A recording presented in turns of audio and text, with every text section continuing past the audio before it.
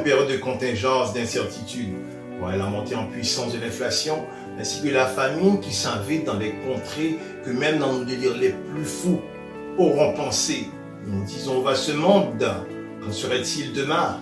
Les choses qu'autrefois que nous croyons certains va paraître ébranlées et même s'écrouler, alors que nous, d'entre nous sont maintenus artificiellement du vivant par des pilules ou des thérapies de toutes sortes.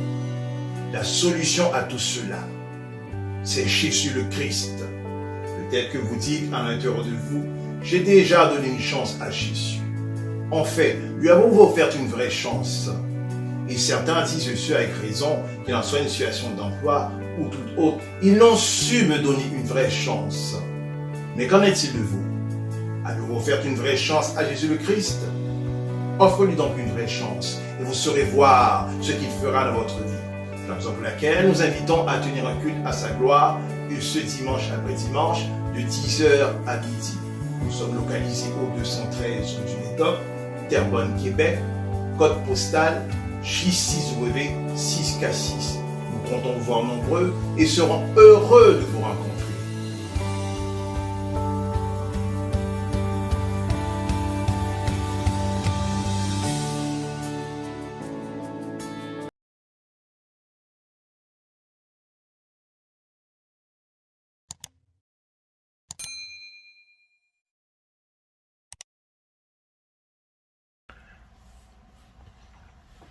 Bon matin à tous, une fois de plus avec une immense joie que je vous retrouve encore ce matin au travers de cette capsule.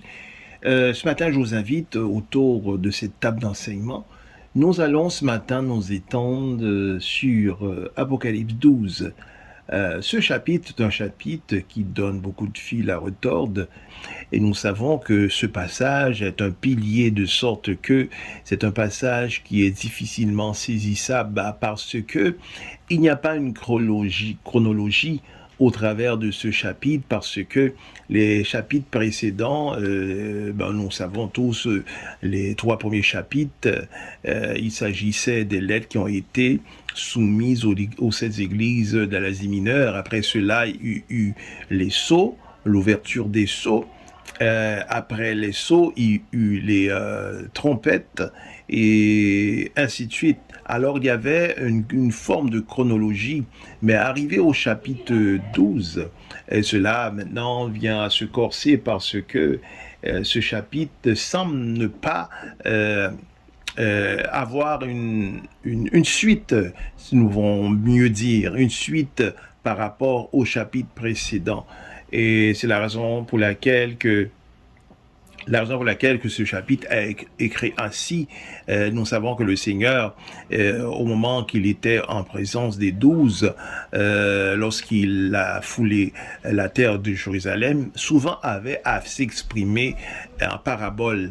Et il a là ainsi parce qu'il n'a pas voulu que les scribes, tout comme les pharisiens, puissent comprendre, puissent saisir les mystères qu'il avait à dire. Et c'est la raison pour laquelle, au moment qu'il était, au moment de son départ sur la montagne des Oliviers, il a dit, il faudrait pour vous, il sera encore de meilleur pour vous que je m'en aille, de sorte que le consolateur, l'Esprit de Christ, vous soit envoyé. Et au moment de l'envoi de l'Esprit Saint vers vous, eh bien, il vous enseignera en toutes choses. Et c'est le Saint-Esprit qui nous enseigne au travers des mystères qui sont voilés au travers de l'Apocalypse. Et nous savons que c'est la raison aussi pour laquelle que lorsque l'Éternel avait octroyé les prophéties à Daniel, le prophète, il a dit, tiens, secret ces paroles, scelle ce livre jusqu'au temps de la fin, et la connaissance augmentera. Eh bien, la connaissance a augmenté le jour que le Saint-Esprit a été donné, lorsque le Saint-Esprit est venu sur les 12 dans la chambre haute. Et nous savons qu'après cela, les hommes, ceux qui ont voulu s'investir à comprendre les Écritures, à scruter les Écritures, et le Saint-Esprit les donna jour après jour, pour mieux dire époque après époque, des vérités, des révélations profondément cachées au travers de l'Apocalypse. Le chapitre 12 est un chapitre dans lequel que nous tentons à nous muter à ce chapitre, mais nous savons par le Saint-Esprit, eh bien, il nous enseignera en toutes choses. Donc, avant de se faire, je vous invite à aller saisir votre Bible. Probablement que vous l'avez délaissée sur votre table de chevet, dans votre chambre à coucher, au salon ou à la cuisine. Allez saisir votre Bible et nous allons nous entretenir autour de ce chapitre. Pourquoi ce chapitre en question, qui est une colonne au niveau de la compréhension de l'Apocalypse, c'est simplement ce chapitre n'a pas... est un chapitre que nous pouvons dire un petit peu à part, ou bien encore distinct par rapport au chapitre précédent et au chapitre subséquent. Il semble être distant ce passage parce que au travers de ce passage, il y a des éléments qui sont relatés, des choses qui sont relatées d'alors, d'autrefois. Ce qui fait de ce passage un colosse, c'est parce que ce passage a à la fois une chronologie et à la fois une déchronologie. La chronologie au sens que, bon, cela révèle l'histoire d'Israël au moment de sa naissance, et jusqu'à sa fin, là, c'est une déchronologie parce que toujours au moment de cette récital, si vous voulez, de l'histoire d'Israël, il y a d'autres éléments qui sont insérés. Donc ce passage est à la fois, et il y a une chronologie et une déchronologie. Ça fait un peu une medley. Donc avant de se faire, nous allons nous courber par un mot de prière. Nous savons qu'il nous est impossible de saisir même les éléments les plus rudimentaires au travers de ce passage. Non seulement de ce passage, mais de la Bible dans son entièreté. Père des cieux, nous voulons te rendre gloire. À toi ce soit la gloire, la magnificence qui incombe au Père, au Fils, au Saint-Esprit. Alors que Seigneur Roi des Rois, nous sommes autour de cette table d'enseignement ce matin. Nous désirons que le Saint-Esprit puisse occuper la première place.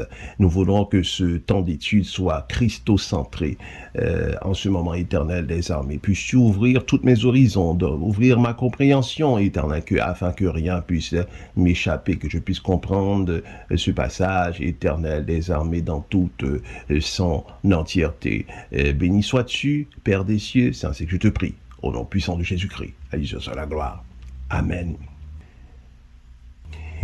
Et du verset 1er, il est dit un grand signe parut dans le ciel, une femme enveloppée du soleil, la lune sur ses pieds, une couronne de 12 étoiles sur sa tête.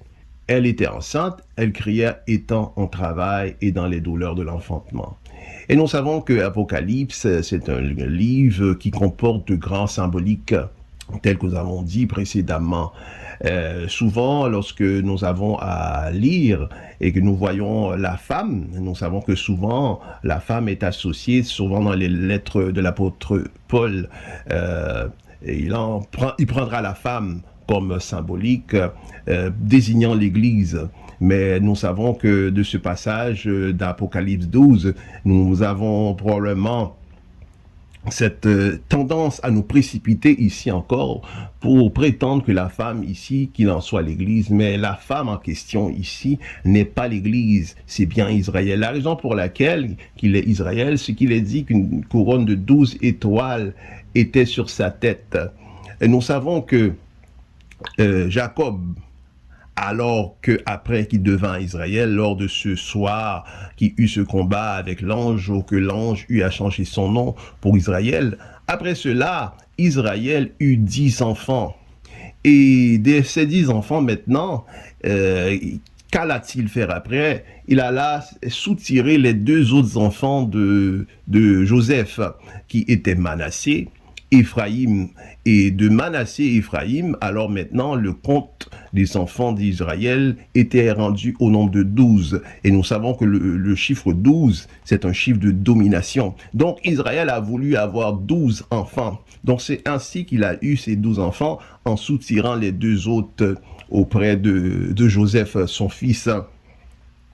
Et nous savons que pour un parent, pour les parents, les enfants sont la couronne, sont une couronne. Lorsque cet enfant à une marche convenable, lorsque cet enfant réussit bien, lorsque cet enfant est un modèle, alors pour le parent, bien certainement, l'enfant se présente à être une couronne. L'enfant, c'est la couronne des parents, lorsque cet enfant réussit. Alors, c'est la raison pour laquelle il est dit qu'une couronne de 12 étoiles sur sa tête, la tête de cette femme qui est Israël. Donc, ici, il n'est pas nul autre que cette femme est Israël. Et il est exprimé au verset 2, elle était enceinte, elle criait, étant en travail et dans les douleurs de l'enfantement. Nous poursuivons au verset 3. Un autre signe parut encore dans le ciel, et voici, c'est un grand dragon rouge ayant 7 têtes et 10 cornes, et sur sa tête 7 diadèmes. Et j'attire votre attention sur ce verset. Et nous savons que le grand dragon n'est pas nul autre que le diable, Lucifer, qui devenait après cela le diable. Il est dit ayant 7 têtes et 10 cornes. Et les 7 têtes, je voudrais vous ramener un peu en arrière. Sous l'Ancien Testament, nous savons que Nebuchadnezzar eut un rêve tumultueux lors de ce soir qu'il alla sur sa couche. Il était entièrement mouvementé, bouleversé par ce rêve qu'il a eu de cette statue.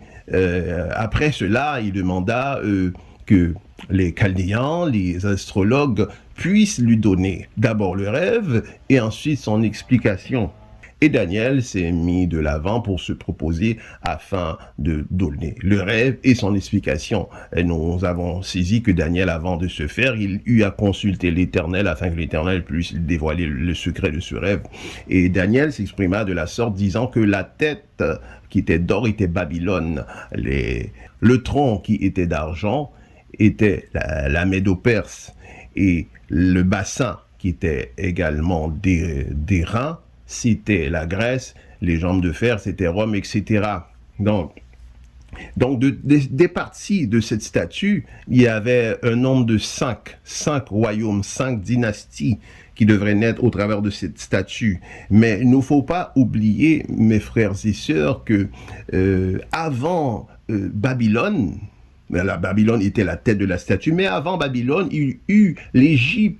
Et également, il ne faut pas négliger qu'il y eut ainsi les Assyriens. Et non seulement qu'avant l'Égypte, il y eut également il y eut Babel, le contrée de Babel. Souvenez-vous que Nimrod était le roi de ce contrée. Et des dynasties puissantes, il y eut 7 grandes dynasties. Et sachez-le bien que lorsque le diable fut précipité sur la terre, ce grand dragon rouge, c'est que son esprit parsemait la terre. Et c'est l'esprit de ce grand dragon maintenant qui va s'inviter dans l'esprit des rois, de ceux qui avaient dirigé ces nations. Sachez que toutes ces nations qui étaient des nations puissantes d'alors, et ces nations avaient une haine parfaite, avaient une haine combien immense contre Israël. Et juste la chose, et même jusqu'à aujourd'hui encore, les présidents des grandes nations ont horreur d'Israël. Pourquoi ils ont une haine ainsi profonde pour Israël? C'est simplement que l'esprit du dragon rouge s'est invité maintenant et gouverne au travers de ces dynasties, au travers de leurs rois. Et nous poursuivons la lecture. Il est dit au verset 4, sa queue entraînait le tiers des étoiles du ciel et jetait sur la terre. Nous savons que les étoiles n'est une autre que les anges. Donc Satan, au moment de sa chute, il eut entraîné le tiers des anges sur la terre. Et si nous poursuivons encore, il est dit, le dragon s'étend devant la femme qui allait enfanter afin de dévorer son enfant lorsqu'elle aurait enfanté. Nous savons que cet enfant qu'elle aurait enfanté n'est nul autre que Jésus le Christ, qui est notre Seigneur et notre Sauveur. Et du verset 5, il est dit, elle enfanta un fils qui doit prêtre toutes les nations avec une verge de fer, et son enfant fut enlevé vers Dieu et vers son trône. Ici, nous avons la conviction ici de ce verset qu'il est de l'enfant qu'il est question, n'est nul autre que le Seigneur, puisqu'il est dit son enfant fut enlevé vers Dieu et vers son trône. et il n'y a personne d'autre qui puisse occuper le trône. Il n'y a aucune personne, aucune créature qui n'a de aussi grande gloire, aussi de grandeur pour s'asseoir sur le trône autre que Jésus, le Christ, à côté de Dieu. Et si nous poursuivons au verset 6, il est dit, la femme s'enfuit dans le désert où elle avait un lieu préparé par Dieu afin qu'elle fût nourrie pendant 1260 jours. Et de ce verset, la femme qui est Israël, de toute évidence, de ce verset, Israël aura à se réfugier au désert. Et le lieu du désert qu'il a occupé, c'est le désert de Pétra.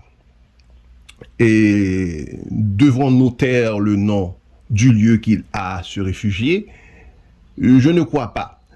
Pourquoi que nous ne le croyons pas? C'est tout simplement que au moment de la grande tribulation, il serait impossible de vous dissimuler, mes frères et sœurs, impossible. La raison pour laquelle c'est que l'Antéchrist aura inséré des puces dans toutes choses afin de pouvoir répertorier tout individu de part où que vous soyez.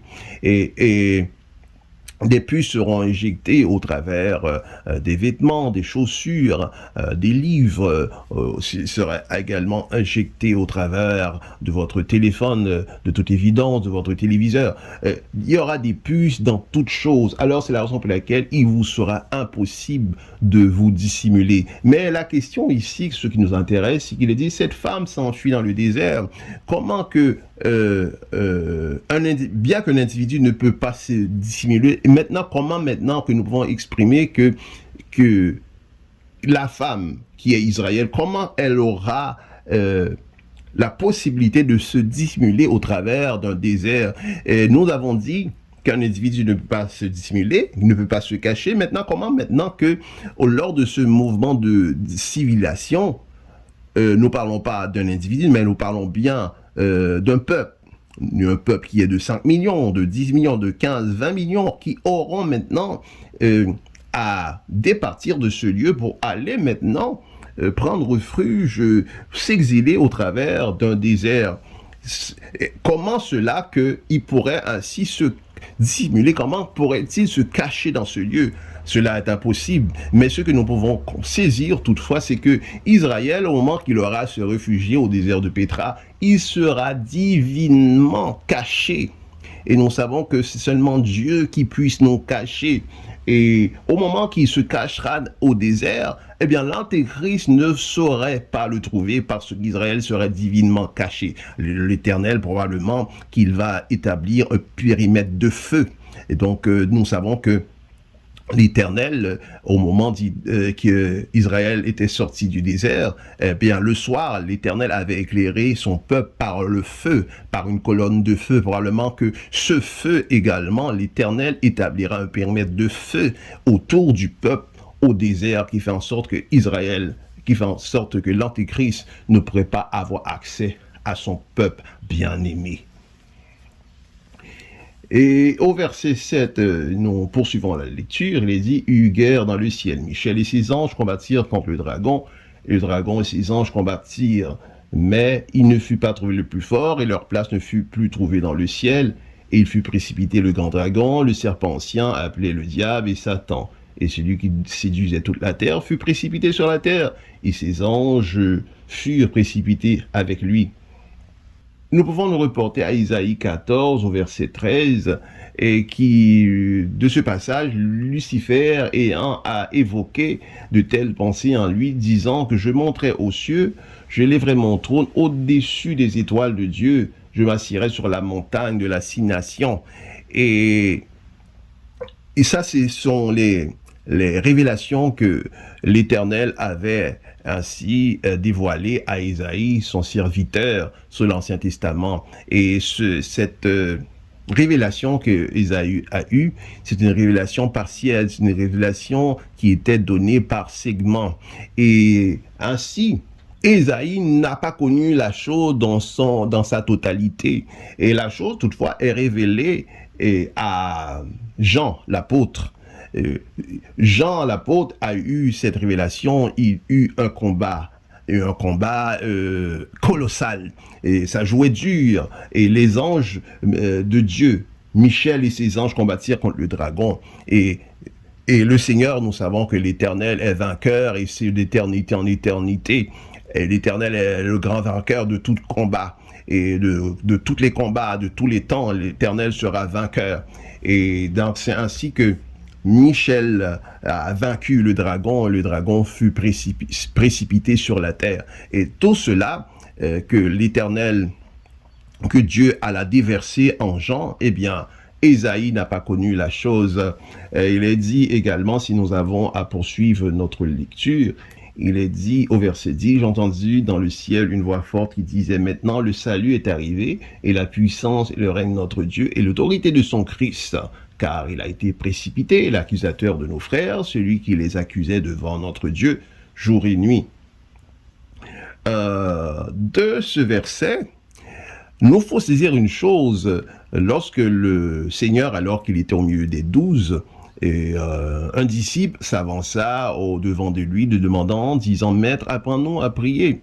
Et ce que fit Jésus, il alla les enseigner la prière au travers de cette prière parfaite qui est le Notre Père. Et toujours dans le Notre Père, il y a dans cette prière quelque chose qui a été évoqué lorsque le Seigneur a dit que ton règne vienne. Mais sachez que cette prière n'est pas encore accomplie parce que le règne de Dieu sur cette terre n'est pas encore arrivé. Et que ton règne vienne. Donc ici, de ce verset, est exprimé que le salut est arrivé, et la puissance et le règne de notre Dieu et l'autorité de son Christ est arrivé.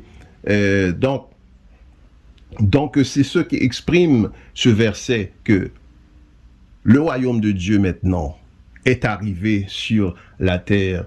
Et si nous avons à poursuivre la lecture, il est dit au travers du verset 11, ils l'ont vaincu à cause du sang de l'agneau, à cause de la parole de leur témoignage, ils n'ont pas aimé leur propre vie jusqu'à la craindre. C'est pourquoi réjouissez-vous des cieux, vous qui habitez dans les cieux, malheur à la terre, car le diable est descendu vers vous, animé d'une grande colère, sachant qu'il a peu de temps.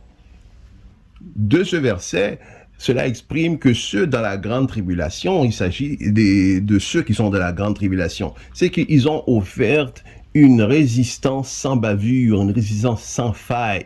Ils ont résisté jusqu'au bout. Ils ont résisté en évoquant le sang de l'agneau, également par leur témoignage. Le témoignage qu'ils ont, c'est le témoignage de la croix, que Christ est mort, il est ressuscité. Et non seulement qu'il est ressuscité, mais également, ils ont foi, une pleine foi, une entière foi en cela, et ils ne dérogeront pas. Et ils ont montré une opposition, et ils ont montré qu'ils étaient redoutables dans leur foi, qui jamais, au plus jamais, qu'ils accepteront de prendre la marque de la bête. Et à cause de cela, ils seront exécutés. Donc, du verset 13... si nous en faisons la lecture, est exprimé quand le dragon vit qu'il avait été précipité sur la terre, il poursuivit la femme qui avait enfanté l'enfant mâle. Et les 2 ailes du grand aigle furent données à la femme, afin qu'elle s'envolât au désert, vers son lieu, où elle est nourrie un temps, des temps, et la moitié d'un temps, loin de la face du serpent. De ce verset, ce qu'il faut saisir, c'est que cette femme qui est toujours Israël aura maintenant à s'isoler au désert, tel que nous avons dit précédemment. De ce désert, elle prendra l'exil, et elle sera nourrie un temps. Elle sera nourrie par Dieu, et de manière surnaturelle, manifestement. Alors, elle sera nourrie un temps égale 1 an, des temps égale 2 ans, et la moitié d'un temps qui est égal à 6 mois. Si nous faisons la sommation de tout cela, cela donne 3 ans et demi, qui est le 3 ans et demi, qui est la fin de la grande tribulation qui aurait lieu pendant 7 ans. Donc le 3 ans et demi qui sera la moitié de ce 7 ans. Parce que, souvenez-vous qu'Israël avait été au désert lors de sa sortie de l'Égypte, et l'Éternel des armées eut à nourrir Israël pendant 40 ans au désert. Il allait à le nourrir de la manne. Et c'est la raison pour laquelle, ici, nous voyons que cela est quelque chose pour nous qui est familier, parce que Israël sera nourri alors qu'il sera au désert de Pétra. Si nous poursuivons verset 15, il est dit « Et de sa bouche, le serpent lança de l'eau comme un fleuve derrière la femme, afin de l'entraîner par le fleuve. » Et ce serpent, nous savons, n'est nul autre que le diable qui se manifestera au travers de l'Antéchrist.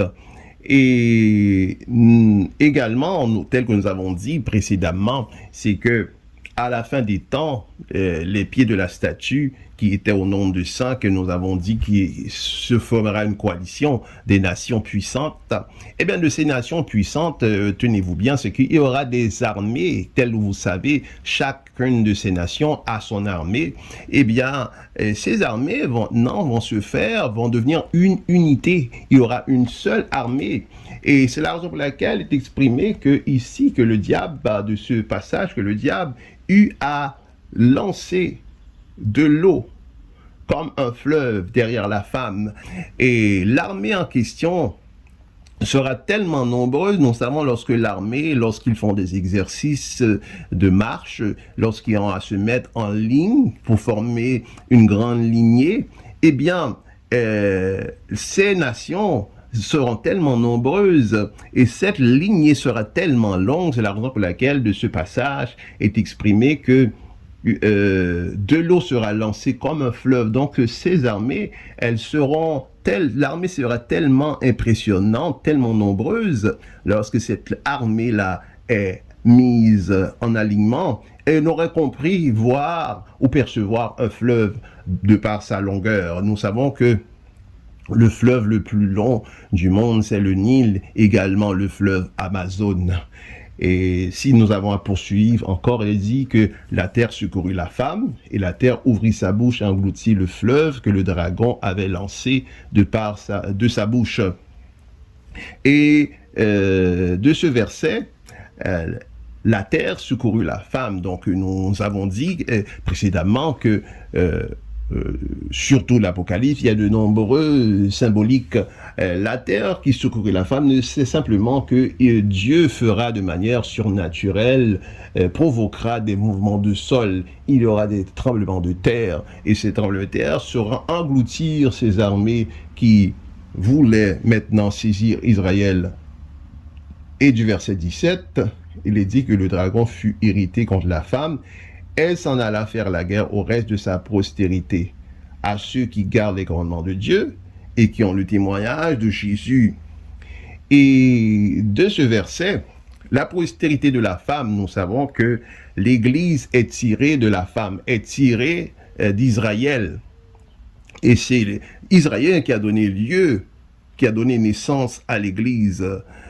Souvenez-vous que l'Éternel a dit à Abraham Souvenez-vous que l'Éternel a dit à Abraham au moment de l'alliance que tu seras une bénédiction pour toutes les nations du monde. Et donc, c'est d'Israël qu'est jaillie maintenant l'Église.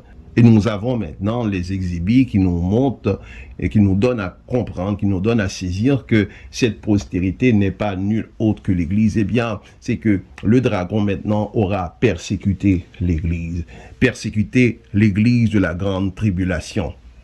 C'est la raison pour laquelle, mes chers amis, que nous nous lassons de vous dire, de vous tenir en aparté, de vous tenir prêts, de faire montre de prudence. Mes chers amis, je ne peux saisir que les chrétiens qui sont à l'église, qui disent que, écoutez, l'Éternel, notre Dieu, ne regarde seulement au cœur, mais il ne regarde pas l'extérieur. Mais, mes chers amis, je vous amène dans ce couloir de réflexion. Et lorsque vous avez à nettoyer, à faire le ménage de votre demeure, avez-vous simplement nettoyé seulement de l'intérieur, à ranger votre chambre à coucher, votre salon, votre cuisine, à mettre de l'ordre dans vos tiroirs, dans vos vêtements?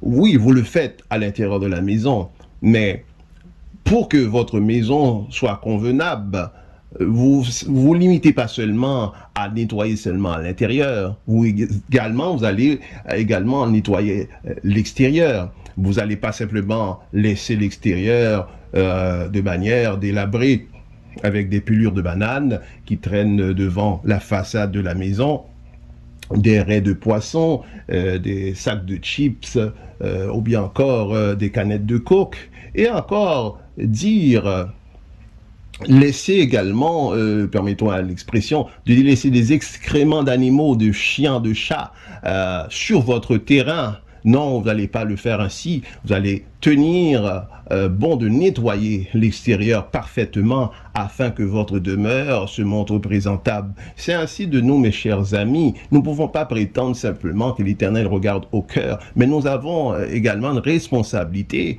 tout comme notre demeure, que nous ne laissons pas la façade sale. Nous tenons à le nettoyer convenablement. C'est ainsi que nous devons être propres dans nos cœurs, dans nos pensées, dans nos paroles, également avoir cette même propreté vers l'extérieur. Ceux qui prétendent que Dieu est simplement à regarder au cœur, que l'Éternel n'a pas de regard sur l'extérieur, eh bien ceux-là, ce qu'ils font, c'est qu'ils vivent dans l'illusion. Ils vivent dans l'illusion. Et c'est impossible parce que la Bible dit que c'est l'abondance du cœur que la bouche parle. Donc c'est la bouche, c'est la version externe, c'est l'extérieur du corps. Donc c'est l'abondance du cœur que la bouche parle. Alors, si nous ne sommes pas propres de l'intérieur, il est impossible que nous le soyons vers l'extérieur. Et ceux que nous voyons de l'extérieur souvent à mal se porter, c'est parce que simplement que leur cœur n'est pas propre. Leur cœur n'est pas propre. Et l'apôtre Paul avait évoqué, il se disait qu'il se faisait juif avec les juifs, grec avec les grecs. Sachez que l'apôtre Paul, jamais, au grand jamais, n'aura à piétiner, à mettre de par derrière les commandements de Dieu. Les commandements de Dieu, la loi du Seigneur était toujours devant lui.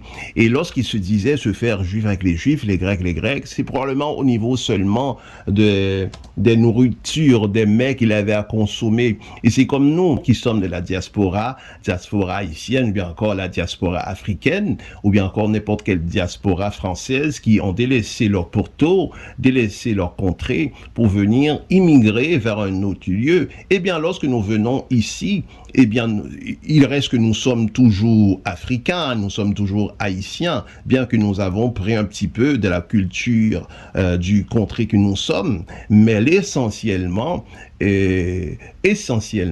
dans notre ADN, dans les plus profonds de nous-mêmes, nous sommes ce que nous sommes de la nation que nous étions premièrement. Nous sommes soit haïtiens, africains, français, russes, peu importe. Nous sommes avant tout ce que l'origine du lieu que nous étions. Et donc, l'apôtre Paul, lorsqu'il a dit ces choses, il n'a pas délaissé ce qu'il était dans le Seigneur, loin de là. Donc, mes chers amis, ceux qui ont à dire que l'Éternel nous regarde seulement au cœur, c'est un prétexte pour vivre dans le péché. Mes chers amis, l'heure venue de se quitter. Nous serons ensemble la semaine prochaine, Dieu voulant. D'ici là, veuillez partager la vidéo. Veuillez appuyer sur la cloche de notification pour pouvoir consulter la vidéo qui sera mise en ligne. Donnez-nous un like et nous serons ensemble la semaine prochaine, Dieu voulant. C'est Pasteur Jade qui vous dit à la prochaine. Je n'oublie aucun de tes bienfaits, que à chaque fois j'y pense, mon cœur est rempli. Tes paroles pour te louer, des paroles pour te louer. Est-ce que tu entends ça? Je n'oublie aucun de tes bienfaits, que à chaque fois que j'y pense, mon cœur est rempli. De quoi? Des paroles pour te louer. Et ici c'est toi qui sens, tu dis, quand tout va mal, oh mon âme, pourquoi t'as battu? Même au milieu de la tempête, papa est là. Tu entends ça? Quand tout va mal, oh mon âme, pourquoi t'as battu? Même au milieu des tourments, papa est là. Ce matin, moi je le louerai. Oui, tu peux pousser le cri de joie. Moi je le louerai. C'est pas qui chante. Oh mon, bénis l'Éternel. Bénis l'Éternel. Je bénis l'Éternel. Je t'entends bénir Dieu ce matin. Plus fort. Bénis le nom de l'Éternel. Oh mon âme.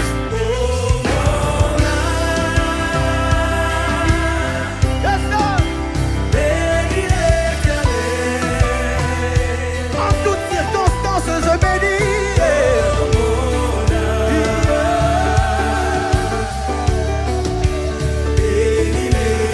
Allez, va. Bénis le nom de l'Éternel. Balance le main ce matin, balance. Allez, va. Il mérite la louange de nos cœurs. Bénis l'Éternel. Yeah. J'ai envie de pousser des cris de wow. Allez là. Bénis le nom de l'Éternel. Oh mon âme.